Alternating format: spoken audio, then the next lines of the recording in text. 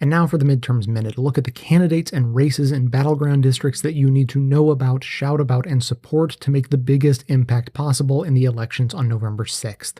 And a reminder that we've set up the Midterms Minute HQ at bestoftheleft.com/midterms, where you can view every spotlight segment we produce, every battleground race in the country, all the Justice Democrats, brand new Congress, and our revolution candidates running in November, volunteer resources, and more.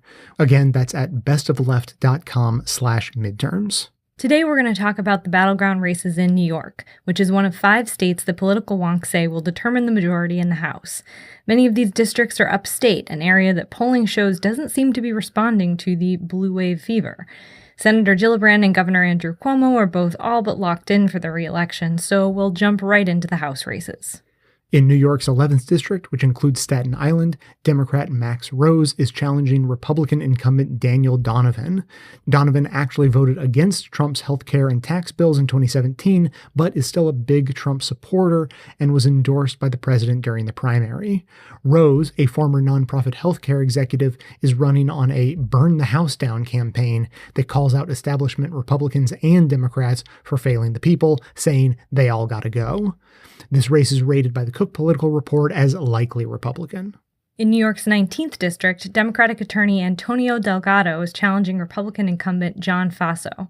Delgado's campaign is focused on establishing universal health care coverage through a public option, while Faso voted for the Trump Care bill and didn't bother to show up to the town halls his constituents demanded. Faso has also been called out for racial dog whistling, for using lyrics from Delgado's old rap songs in attack ads to call him an outsider with different values. But Faso is now behind in the polls in a district where Trump surged and is being outraised by Delgado. This race is considered a toss-up. In New York's 22nd district, Democratic Assemblyman Anthony Brindisi is challenging Republican incumbent Claudia Tenney, who has received at least $100,000 from health insurance companies and falsely stated that, quote, so many of these people that commit the mass murders end up being Democrats, unquote. Although Trump surged here with a 16-point win, Brindisi significantly outraised Tenney in the first quarter and had a 4-point lead in the polls at the end of August. The race is currently rated a toss-up.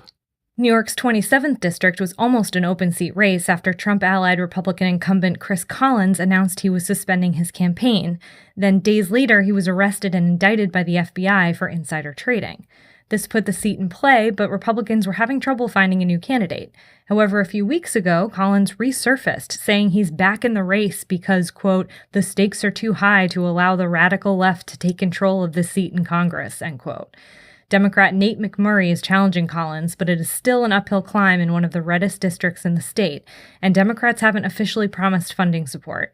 The National Republican Congressional Committee chairman has said he won't spend a dime in this race because he's confident, despite the FBI indictment, Collins will win. The race is currently rated as leaning Republican.